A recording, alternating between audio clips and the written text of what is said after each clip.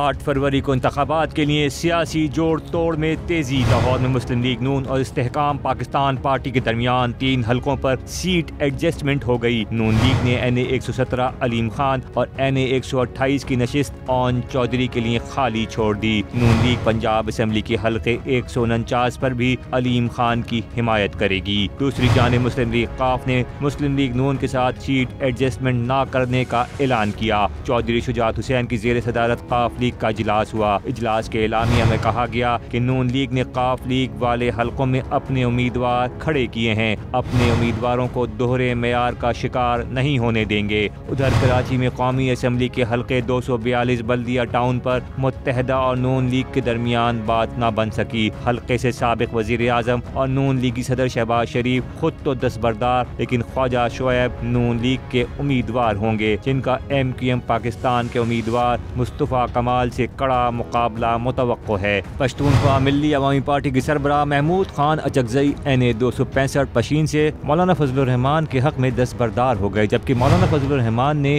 NA 263 Quetta سے جمعیت علماء اسلام کے امیدوار مولانا روزی کو محمود اچکزئی کے حق میں دستبردار کروا دیا۔ کوئٹہ میں عوامی نیشنل پارٹی اور پشتونخوا نیشنل عوامی پارٹی کا مشترکہ اجلاس ہوا، جس میں سیٹ ٹو سیٹ ایڈجسٹمنٹ کا فیصلہ کیا گیا، جس کے بعد NA 262 کوئٹہ میں نصر الدین کاکڑ خوشحال کاکڑ کے حق میں دستبردار ہو گئے، جبکہ PB 38 کوئٹہ پر یوسف خان کاکڑ ملک نعیم خان بازئی کے حق میں دستبردار ہو گئے۔